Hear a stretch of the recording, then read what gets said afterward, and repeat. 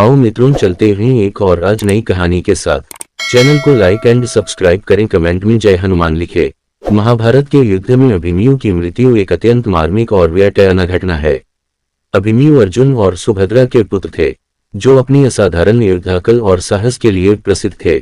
उन्हें केवल 16 वर्ष की आयु में ही महाभारत के युद्ध में भाग लेना पड़ा। युद्ध के 13वें दिन कौरवों ने पांडवों को हराने के लिए चक्रव्यूह की रचना की। अर्जुन को अन्य मोर्चे पर भेज दिया गया था और पांडव सेना में कोई ऐसा योद्धा नहीं था जो चक्रव्यूह को भेदने में सक्षम हो। अभिमन्यु को चक्रव्यूह तोड़ने की शिक्षा अपनी मां सुभद्रा के गर्भ में रहते हुए ही अर्जुन से मिली थी। वे जानते थे कि चक्रव्यूह में कैसे प्रवेश करना है, लेकिन बाहर निकलने का तरीका उन्हें नहीं पता था।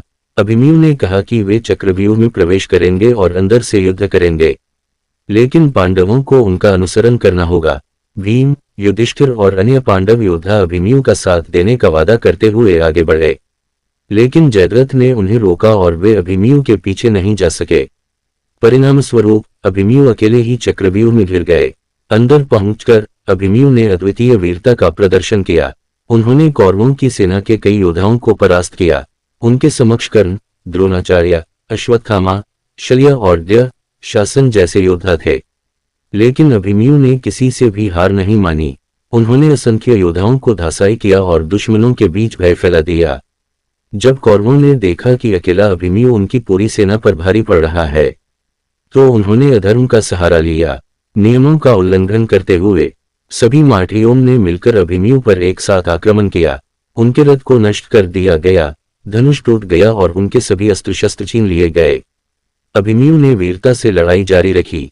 उन्होंने रथ का पहिया उठाकर अपने दुश्मनों का सामना किया, लेकिन संख्या में अधिक और शक्तिशाली कौरव योद्धाओं के सामने उनकी स्थिति कमजोर होती गई।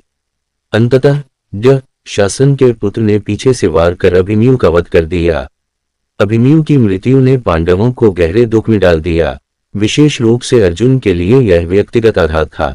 अर्जुन ने प्रतिज्ञा की कि वे अगले दिन जयद्रथ का वध करेंगे, जो अभिमन्यु को चक्रव्यूह में घेरने के लिए जिम्मेदार था। अभिमन्यु की वीरता और बलिदान महाभारत के युद्ध का एक निर्णायक मोड़ साबित हुआ।